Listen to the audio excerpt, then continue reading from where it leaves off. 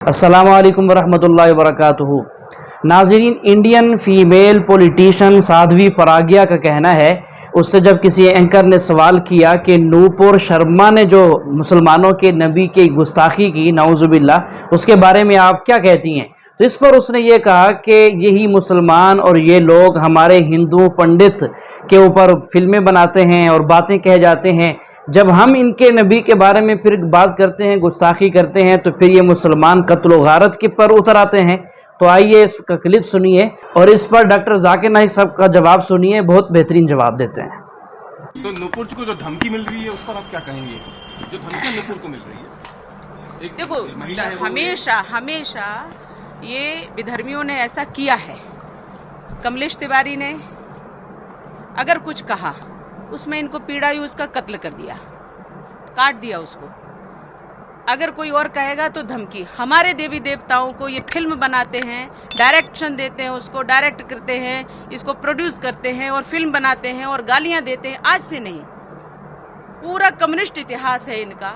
और पूरी तरह से ये लोग विधर्मी अपनी मानसिकता को प्रस्तुत करते हैं। ये भारत है, ये हिंदुओं का है और ये भारत है, यहाँ सनातन जिंदा रहेगा और रखना हम लोगों की जिम्मेदारी है और हम रखेंगे। पहले मैं आपको प्रणाम करता हूँ, मेरा प्रणाम को आप स्वीकार करें।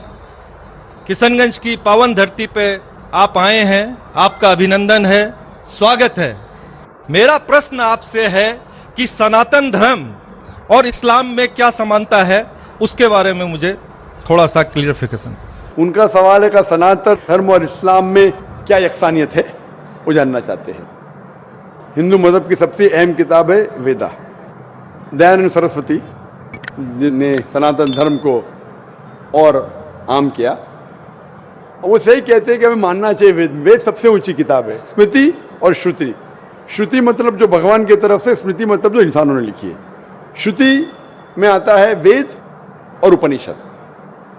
तो सनातन धर्म के मुताबिक और इस्लाम के मुताबिक भी आप देखेंगे, दोनों में खुदा के बारे में, ईश्वर के बारे में, अल्लाह के बारे में जो लिखा है वो यकसा है। आप जब पढ़ेंगे छंदोग्य उपनिषद चैप्टर नंबर 6 सेक्शन नंबर 2 श्लोक नंबर 1 में लिखा हुआ है संस्कृत में, एकम एविदित्यम, खुदा एक है, भगवान एक है, दूसरा नहीं है। लिखा है स्वतः उपनिषद में चैप्टर नंबर 6 श्लोक नंबर 9 में, नाचस्य कसिज जनिता न चदीपा, कि उस ईश्वर का कोई रब नहीं, उस ईश्वर के कोई वालिदैन नहीं, उससे ऊंचा कोई नहीं, उसका कोई वालिदैन है, कोई वालदा है। लिखा है स्वतः उपनिषद में चैप्टर नंबर 4 वर्स नंबर 19 में, न तस्य प्रतिमा अस्ति, उस ईश्वर की कोई प्रतिमा नहीं। प्रतिमा संस्कृत लफ्ज है जिसके मानी अक्स, picture, painting, photograph, idol, statue, sculpture. तो लिखा है उस ईश्वर, उस भगवान की कोई प्रतिमा नहीं, कोई अक्स नहीं, कोई पिक्चर नहीं, कोई पेंटिंग नहीं, कोई पोर्ट्रेट नहीं, कोई आइडल नहीं, कोई स्कल्पचर नहीं, कोई स्टैच्यू नहीं। आगे जब आप पढ़ते हैं, ये सारी चीजें कुरान में भी लिखी, मैं उसके ऊपर आऊंगा। ये है ईश्वर के बारे में जो लिखा गया है। उसी तरीके से आप आगे जब पढ़ेंगे यजुर्वेद चैप्टर नंबर 40 वर्ष नंबर 8 और 9 में, उसमें लिखा है अंधात्म प्रविशंति या असम्मुति उपास्ते। अंधात्म मीन्स अंधकार, प्रविशंति मतलब दाखिल होना, अंधात्म प्रविशंति या असम्मुति उपास्ते, वो अंधकार में दाखिल हो रहे हैं जो लोग असम्भूति की पूजा करते। असम्भूति मतलब नेचुरल थिंग्स लाइक हवा, पानी, आग, जो नेचुरल थिंग की पूजा करते हैं जैसे हवा, पानी, आग, वो अंधकार में दाखिल हो रहे। और वो श्लोक का कंटिन्यू होता रखा है, वो लोग और घोर अंधकार में दाखिल हो रहे जो संभूति की पूजा करते। संभूति मतलब इंसान की बनाई हुई चीजें, टेबल, चेयर, आइडल, मूर्ति, इसकी पूजा करेंगे तो और घोर अंधकार में दाखिल होंगे। और लिखा है ऋग्वेद में जिल्द number 1 hymn number 164 verse number 46, एकम सत्य विप्र बहुधा विदांते, सत्य एक है, खुदा एक है, एकम सत्य विप्र बहुधा विदांते। लोग, विद्वान लोग उस ईश्वर को कई अलग नाम से पुकारते हैं, ईश्वर को कई अलग नाम से पुकारते हैं। यही चीज लिखा है कुरान में जो मैंने जिक्र किया हूँ, सूरह इसरा में सूरह नंबर 17 आयत नंबर 110, कुलिदुल्लाह विदुर्रहमान अयमतदु फलाल उस्मान हसना, चाहे कहो अल्लाह या रहमान, उसे अच्छे नाम से पुकारो क्योंकि अल्लाह के सारे अच्छे नाम हैं। लेकिन ऐसी कई मिसाल दी गई। ऋग्वेद आप पढ़ेंगे, ऋग्वेद जिल्द नंबर 2 चैप्टर नंबर 1 श्लोक नंबर 3 में पढ़ेंगे, उसमें एक एट्रीब्यूट दिया गया है ब्रह्मा। ब्रह्मा कहते हैं बनाने वाले खुदा को, ब्रह्मा कहते हैं बनाने वाले खुदा को। हमें कोई एतराज नहीं अगर कोई कहता है कि ईश्वर बनाने वाला है, उसका तर्जुमा करते अरबी में हो जाता है खालिक, हमें कोई एतराज नहीं। लेकिन अगर कोई कहता है कि ईश्वर वो ब्रह्मा है जिसके 4 सिर है, हर सिर पे मुकुट है, तो हम मुसलमान उस पर एतराज करते हैं, क्योंकि आप भगवान को अक्स दे रहे और आप Yajurveda chapter number 32 shloka number 3 के खिलाफ जा रहे। ना तस्य प्रतिमास्ति, उस ईश्वर की कोई प्रतिमा नहीं, आपने प्रतिमा दिया तो गलत किया। इसी तरीके से आगे आप पढ़ेंगे, लिखा हुआ है ऋग्वेद में किताब नंबर 6 हिम नंबर 46 श्लोक नंबर 16 में, या एक मुश्ती ही, भगवान एक ही है, सिर्फ उसकी तारीफ करो। और ब्रह्म सूत्र हिंदुइज्म का है, एक कम ब्राह्म द्योत्या नास्ते नैना नास्ति किंचन, भगवान एक ही है, दूसरा नहीं है, नहीं है, नहीं है, जरा भी नहीं है, सिर्फ एक खुदा है, उसके अलावा कोई नहीं है। अगर कोई मुसलमान से पूछेंगे कि सबसे बेहतरीन क्या डेफिनेशन है खुदा की, अल्लाह की, वो जवाब आपको देगा सूरह इखलास सूरा नंबर 112 आयत नंबर 1 से 4, जिसमें लिखा है कुल हुवल्लाहु अहद, कहो कि अल्लाह एक है, अल्लाह समद, अल्लाह जो बेनियाज है, लम यलिद वलम यूलद, ना वो किसी को जना है ना किसी से जना है, वलम यकुल लहू कुफुवन अहद, उसके जैसा कोई नहीं है। ये 4 लाइन का डेफिनेशन है कुरान मजीद में सूरह इखलास सूरा नंबर 112, जिसमें अल्लाह ताला फरमाते कुल हुवल्लाहु अहद, कहो कि अल्लाह एक है, अल्लाह समद, अल्लाह जो बेनियाज है, लम यलिद वलम यूलद, ना वो किसी को जनता है ना किसी से जना है, वलम यकुल लहू कुफुवन अहद, उसके जैसा कोई नहीं। अगर कोई भी चीज को आप कहते हैं खुदा है, भगवान है, ईश्वर है, अगर ये 4 लाइन के डेफिनेशन में उतरता है, हम मुसलमान को कोई एतराज नहीं मानने के लिए कि वो ईश्वर है, कि वो खुदा है। तो ये सनातन धर्म के खुदा एक है, उसका कोई अक्स नहीं, हूबहू मिलता है कुरान मजीद से। लेकिन मैं एक स्टेप आगे जाता हूं, यहां तक के तो सही है, दयानंद सरस्वती ने कहा ईश्वर के बारे में, मैंने मान लिया, मैंने थोड़ी और रिसर्च किया। मैंने कहता हूं मैं दयानंद सरस्वती और विद्वान हूं, और रिसर्च किया हूं। रिसर्च में लिखा है वेद में, पुराना में, कि एक आखिरी अवतार आने वाले हैं। इसका जिक्र दयानंद सरस्वती ने नहीं किया, क्यों नहीं किया मैं जानता नहीं, लेकिन लिखा है भविष्य पुराना, मतलब जो भविष्य के बारे में आपको कह रही है। अगर आप पढ़ेंगे वेद और भविष्य पुराना और बाकी पुराना, कई जगह आखिरी पैगंबर मोहम्मद सल्लल्लाहु अलैहि वसल्लम का जिक्र है। मैं पूरा तफसीर से नहीं बोलूँगा, हवाले दूंगा तो आसान होगा। आप पढ़ेंगे भविष्य पुराना पर्व 3 खंड 3 अध्याय 3 श्लोका 5 से 8 तक, इसमें मोहम्मद सल्लल्लाहु अलैहि वसल्लम का जिक्र है। आगे पढ़ेंगे भविष्य पुराना पर्व 3 खंड 3 अध्याय 3 श्लोका 10 से 27 में मोहम्मद सल्लल्लाहु अलैहि वसल्लम का जिक्र है। अगर आप पढ़ेंगे अथर्ववेद किताब नंबर 20 खंड नंबर 127 श्लोका नंबर 1 से 14 में मोहम्मद सल्लल्लाहु अलैहि वसल्लम का जिक्र है, इसे कहते कुंटब सुक्तात। अगर आप पढ़ेंगे ऋग्वेद किताब number 1 chapter number 53 shloka number 9 में मोहम्मद सल्लल्लाहु अलैहि वसल्लम का जिक्र है। कई जगह पे उनका नाम से जिक्र है और बड़ी तफसील से जिक्र है कल की पुराना में। कल की पुराना चैप्टर नंबर 5, 7, 9, 15 यहां पढ़ेंगे। इसमें लिखा है कि कल युग में, कल युग मतलब आखिरी युग में आएंगे आखिरी अवतार।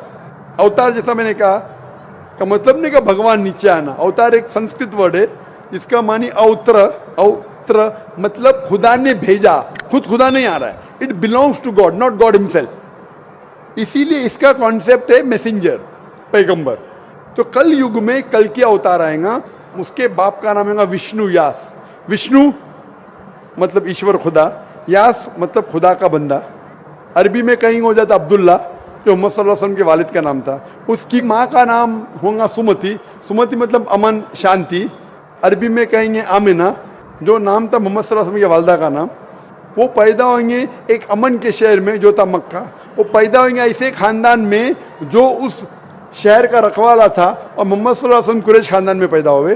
पहली वही उन्हें आएंगे एक गार में, एक केव के अंदर। मोहम्मद सल्लल्लाहु अलैहि वसल्लम को सबसे पहली वही आए गार हिरा में रात के वक्त, हम जानते हैं। फिर वो माइग्रेट करेंगे नॉर्थवर्ड और वापस आएंगे। मोहम्मद सल्लल्लाहु अलैहि वसल्लम ने हिजरत की, मदीना फिर वापस आया। उनके 4 करीब दोस्त होंगे, सबसे पहले 4 खुलफा राशिदीन। ऐसे कई तफसील है। तो खुदा के जिक्र के बाद जो वेद में यकसानियत है, जो कुरान से मिलती है, वो है मोहम्मद सल्लल्लाहु अलैहि वसल्लम का जिक्र। और भी यकसानियत है, ये तो सिर्फ खुदा के बारे में और मोहम्मद सल्लल्लाहु अलैहि वसल्लम के बारे में। और यकसानियत है, शराब मत पियो, जैसा मैंने कहा कुरान में लिखे सूरह माइदा सूरह 5 आयत नंबर 90, शराब मत पियो। मनुस्मृति चैप्टर नंबर 9 श्लोक नंबर 225 में लिखा है, कुरान में लिखा है जुआ मत खेलो, सूरह माइदा सूरह 5 आयत नंबर 90, मनुस्मृति चैप्टर नंबर 9 श्लोक नंबर 225 में जुआ मत खेलो। हिजाब पहनना चाहिए, कुरान में लिखा है सूरह नूर सूरह नंबर 24 आयत नंबर 30 और 31, ऋग्वेद में लिखा है जिल्द नंबर 8 में। इस तरीके से कई यकसानियत, सबसे अहम 2 यकसानियत है पुनर्जन्म, वेद में कुरान में। सबसे अहम यकसानियत खुदा है कि उसका अक्स नहीं है और मोहम्मद सल्लल्लाहु अलैहि वसल्लम आखिरी पैगंबर है। आप मानते हैं भाई साहब कि खुदा एक है? मुझे जानकारी नहीं है। आप मानते खुदा एक है कि नहीं मानते?